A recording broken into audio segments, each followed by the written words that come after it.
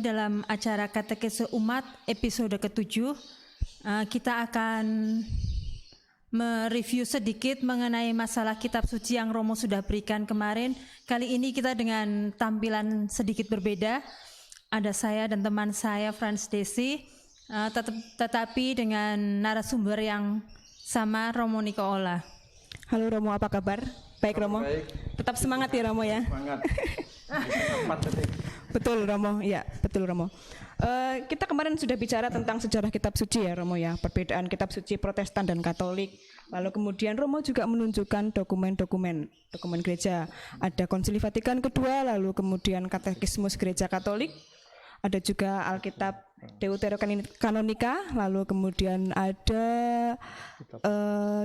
kitab hukum kanonik, begitu Romo ya. Dan sesi kita kali ini adalah melanjutkan apa yang sudah Romo berikan, kemudian tentang pertanyaan-pertanyaan yang mungkin nanti akan kami ajukan pada Romo, begitu Romo. Baik. Silahkan. Terima kasih. Kita awali dengan seperti biasa, kita awali dengan membuat tanda salib. Dalam nama Bapa dan Putra dan Roh Kudus. Amin.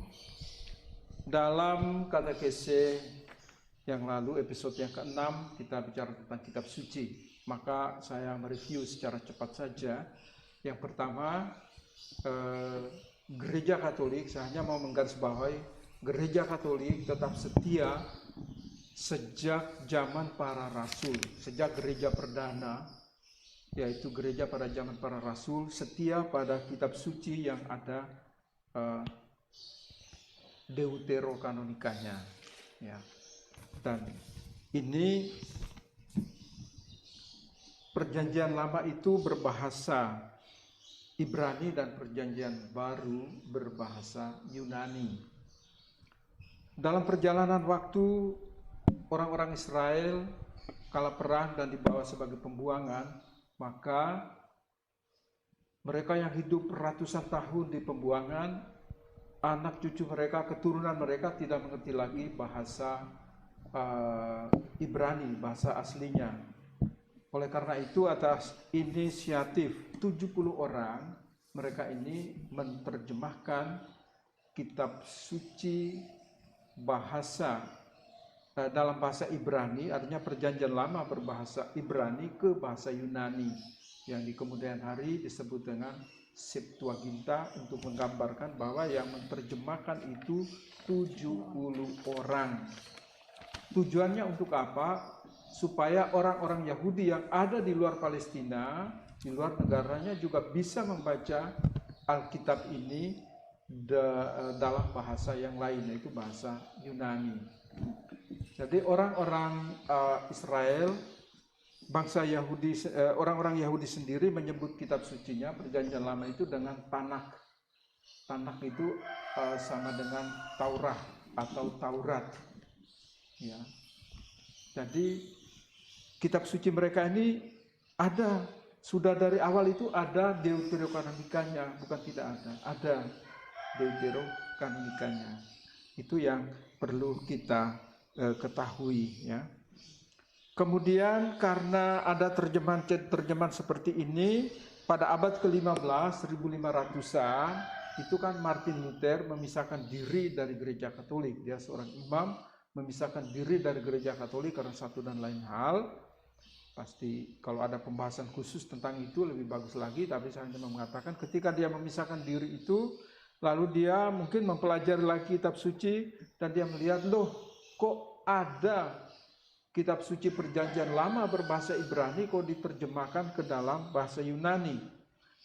Karena itu sebagai bentuk protesnya mungkin, ya, sebagai bentuk protesnya dia mengeluarkan beberapa kitab suci dari bahasa Yunani itu, di antara lain yang kita sebut dengan kitab Deuterokanonika, ya, Deuterokanonika.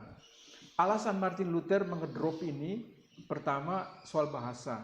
Loh, bahasa aslinya kan bahasa Ibrani, kenapa diterjemahkan? Padahal orang yang menerjemahkan itu mempertimbangkan bukan untuk Martin Luther, tapi untuk orang-orang Yahudi di luar Palestina yang mereka yang ada di pembuangan gitu loh. Hanya memang ketidakkonsistenan Luther juga adalah kenapa sekarang diterjemahkan dalam berbagai bahasa, kan kita mau kritis, tapi itu enggak usahlah kalau mereka mau konsisten itu. Maka sebaiknya menerima Deuterokanonika ini, sudah selesai urusan. Karena memang dari awal seperti itu. Yang kedua alasannya lah nanti keasliannya diragukan ini, ya. Oleh karena itu keaslian diragukan, maka mereka mengatakan Deuterokanonika itu apokrifa. Ya, kitab-kitab tersembunyi. Ini diragukan ini. Ya, sudah nggak apa-apa. Tidak jadi masalah itu. Tapi bahwa Gereja Katolik maupun Ortodoks Timur sampai hari ini berpegang pada kitab suci yang ini ya, yang dengan Deuterokanonikanya ini, ya. Jadi sampai hari ini dari gereja perdana, artinya gereja para rasul, zaman para rasul itu sampai dengan hari ini kita tetap berpegang pada kitab suci ini, baik berbahasa Ibrani maupun berbahasa Yunani. Lalu kemudian Santo Hieronymus itu selama 20 tahun dia menerjemahkan kitab suci berbahasa Ibrani dan Yunani ke dalam bahasa Latin yang kita sebut dengan Vulgata. Dan kita pakai sampai hari ini. Gereja Katolik cukup lama dengan bahasa Latin sebagai bahasa resmi kitab suci. Tetapi pada tahun 1962 sampai 1965 terjadilah Konsili Vatikan yang kedua, ya. Dibolehkan menerjemahkan kitab suci, doa-doa dalam bahasa Latin ke semua bahasa. Ke semua bahasa. Supaya apa? Supaya banyak orang bisa mengerti dan memahami kitab suci itu. Jangan hanya di kalangan para biarawan-biarawati, tidak boleh menjauhkan umat dari kitab suci itu. Tetapi dengan menerjemahkan itu diharapkan supaya kita semua akrablah dengan kitab suci. Ya. Oleh karena itu dikatakan di kalangan umat Kristiani berbeda dua Alkitab itu, ya itu yang dimaksudkan. Satu dengan Deuterokanonika, itu kitab suci Katolik dan Ortodoks Timur. Yang satu lagi tanpa Deuterokanonika, itu kitab suci Protestan. Tetapi saya lihat terjemahan-terjemahan yang cetakan-cetakan yang baru itu dicetak oleh teman-teman kita dari gereja-gereja Protestan, itu sudah mulai ada Deuterokanonika. Maka misalnya seperti ini, ada 2 cap di sini. Ini artinya diaku bersama-sama baik gereja Katolik maupun gereja-gereja Protestan. Yang sebelah ini adalah Lembaga Alkitab Indonesia. Ini adalah punya Protestan. Sementara kita punya Katolik itu simbolnya ini, capnya ini, Lembaga Biblika Indonesia. Nah, itu artinya apa? Artinya bahwa cetakan ini bisa diterima oleh kedua belah pihak. Saya pikir harus diterima. Wong dari awal kok kita bukan di tengah jalan berpungut, sudah berjalan 1500-an tahun, 1000-an tahun, terus Martin Luther mengederop sebagian, ya kan? Alasan bahasa, alasan keraguan keaslian. Nah, alasan bahasa kita juga bisa counter juga. Kenapa sekarang Alkitab ini diterjemahkan dalam bahasa Indonesia? Seharusnya dalam bahasa Ibrani. Dulu penolakannya itu. Luther menolak terjemahan dalam bahasa Yunani, padahal orang menerjemahkan ke dalam bahasa Yunani itu tujuannya untuk orang-orang Palestina, orang-orang Yahudi yang ada di luar Palestina, yaitu mereka yang ada di pembuangan sebagai tawanan perang. Karena 300 tahun lebih anak cucu mereka nggak kenal lagi bahasa Ibrani, maka diterjemahkan supaya biar mereka di pembuangan pun tetap membaca kitab suci dalam bahasa Yunani. Seperti itu sedikit gambaran mengenai kita.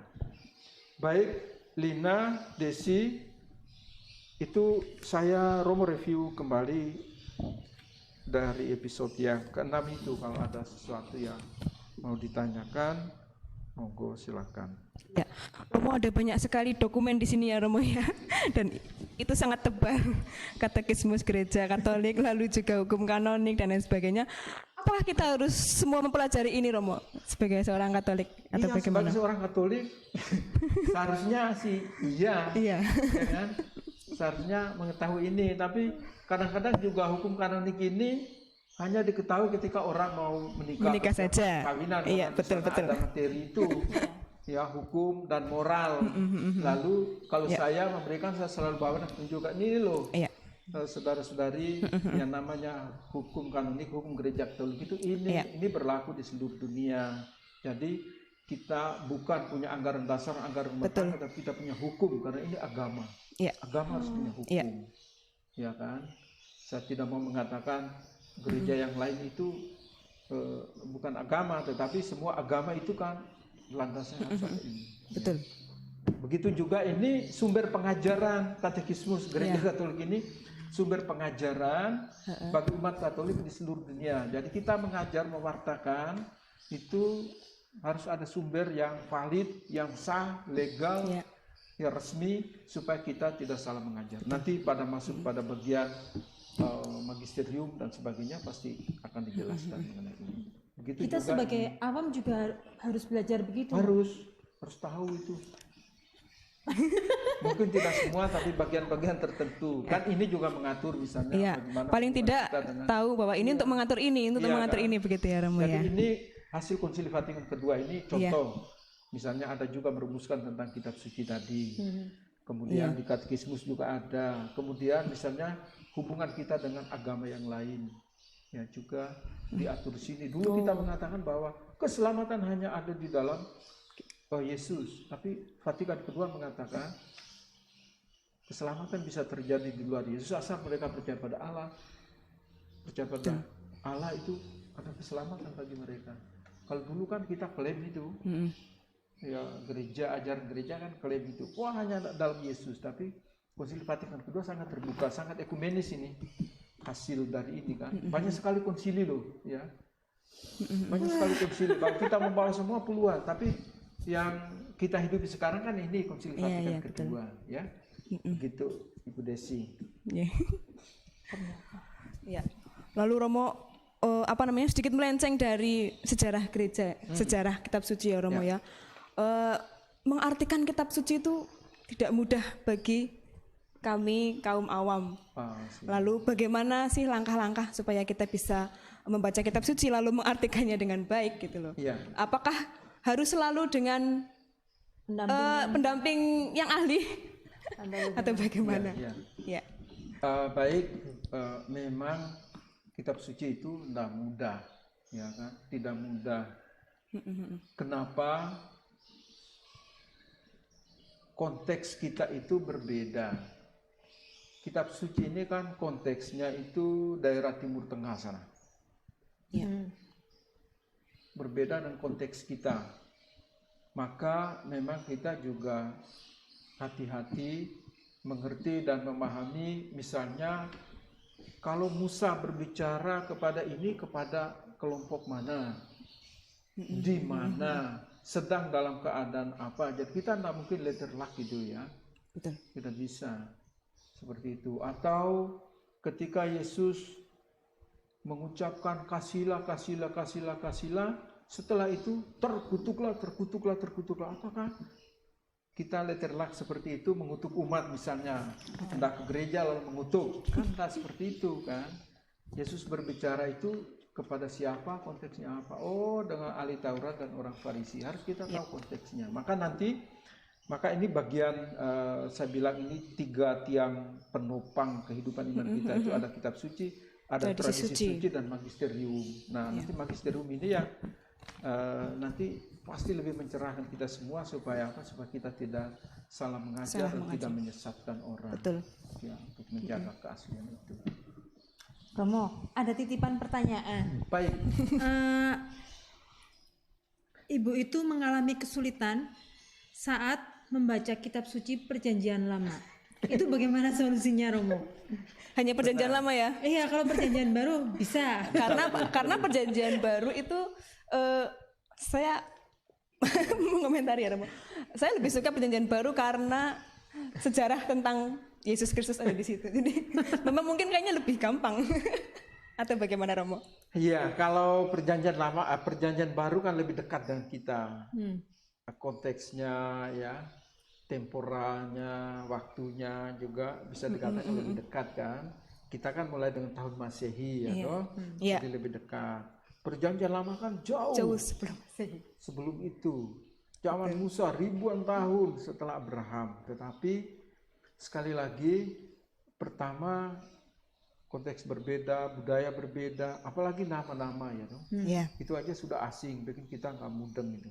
Ya, tetapi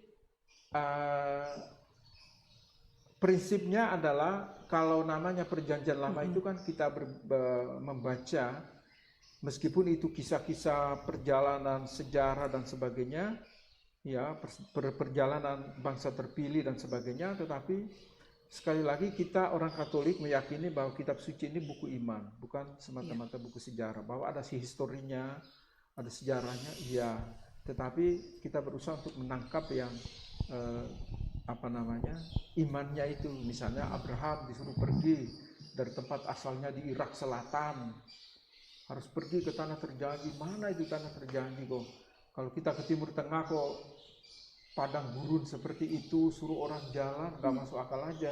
Mungkin juga orang bilang Abraham ini gila amat ya kan? Kenapa tinggalkan tempatmu yang subur lalu engkau mengembara seperti itu. Nah kalau kita dalam konteks pemikiran kita ya memang seperti itu, tapi kan Abraham sangat mengerti dan menangkap rencana Tuhan kan gitu. Saya menjanjikan keturunanmu akan seperti ini dan seterusnya kan, itu yang dipercaya oleh Abraham. Maka sekali lagi ya buku iman tidak lepas juga dari tradisi dan budaya juga, dan itu budaya itu jauh sekali dengan kita. Jauh sekali dengan kita. Kalau memang ada yang merasa kesulitan membaca itu ya memang bisa dimengerti itu karena konteksnya betul-betul jauh. Dimaklumin ya, susah membayangkan itu kan. Apalagi ada Mazmur juga ya Romo ya. Wah itu sulit sekali mengartikan Mazmur. Kadang saya juga masih apa ini artinya? Ya karena bahasanya terlalu teologis begitu ya Romo ya. Betul. Ya, Romo saya pernah mendengar sola scriptura. Apa itu Romo? Oh ya, baik. Sola scriptura, ya. Di dalam kalangan saudara-saudara kita yang Protestan itu ada 3 hal yang melandasi mereka adalah ini. Tadi Ibu Desi bilang ini sola scriptura, ya. Sola scriptura. Ini artinya bahwa kebenaran, keselamatan itu hanya ada di dalam kitab suci. Di luar dari itu tidak. Ya. Ada istilah yang lain juga bahwa mereka punya istilah lain, sola fide. Hanya iman yang menyelamatkan, perbuatan nonsen, kosong. Tidak. Ya, hanya iman yang menyelamatkan. Kemudian ada satu lagi, ini sola fide, ini iman ya. Jadi ada 3 sola ini. Sola scriptura, sola fide itu iman, dan sola gratia hanya rahmat. Hanya rahmat yang menyelamatkan, perbuatan baik kita itu tidak. Hanya rahmat Allah yang menyelamatkan. Ya. Sola gratia. Ini 3 istilah yang dihidupi oleh saudara-saudara kita. Sementara kita sendiri tidak, bukan hanya kitab suci, tapi ada tradisi. Ya kan? Ada tradisi. Mana duluan? Tradisi dulu. Baru kitab suci. Maka di dalam ini juga dikatakan sebenarnya tidak bisa kita menyangkal bahwa hanya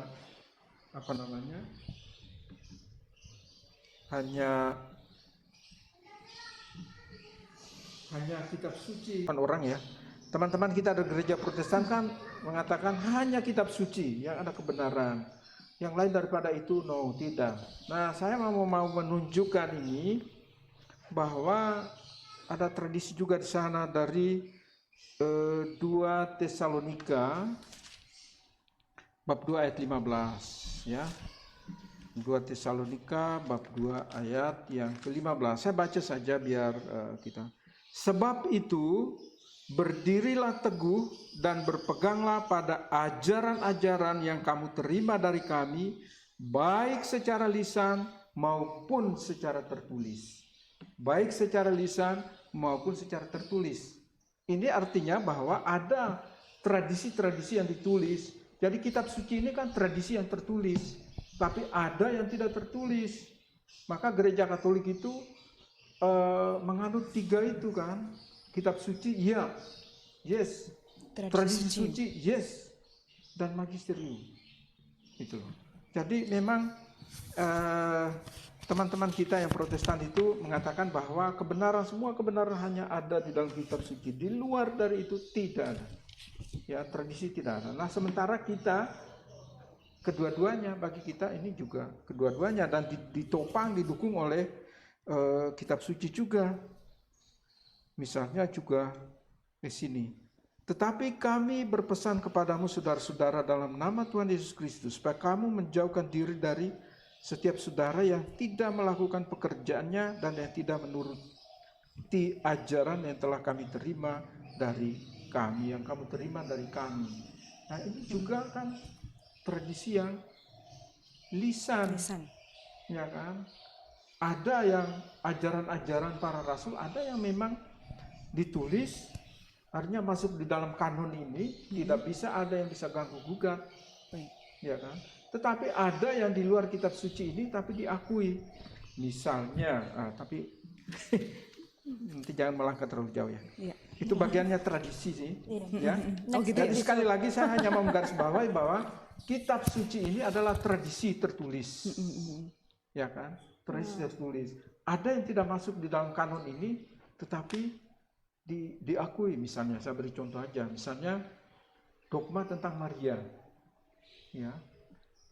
Kebangkitan Yesus. Ya. Dogma-dogma tentang Yesus, tentang Maria, tentang Tritunggal. Ya kan? Ya. Tidak tertulis secara eksplisit, tetapi tradisi itu menghidupi sampai hari ini. Itu beberapa contoh itulah ya.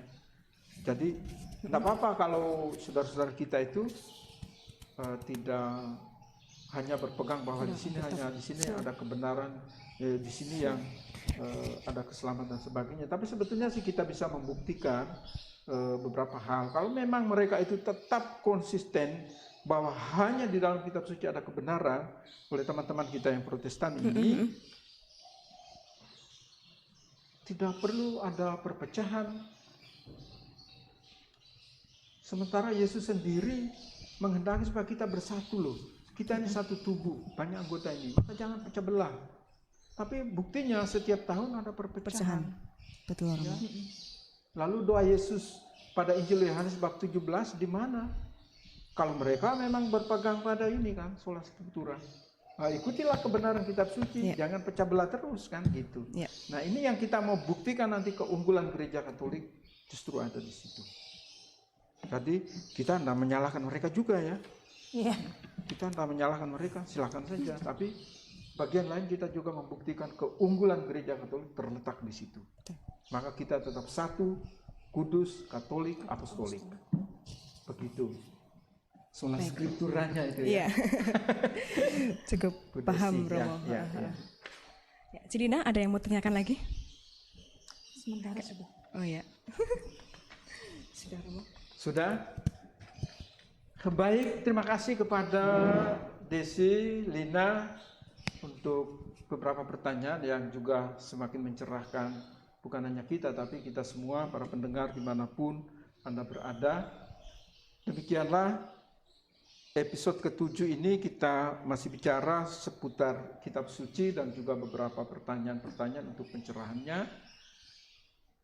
Kita berjumpa kembali dalam episode yang berikut dalam channel Katekese Umat. Episode berikut kita akan berbicara tentang tradisi suci. Apa sih tradisi suci itu? Apakah ada tradisi yang lain?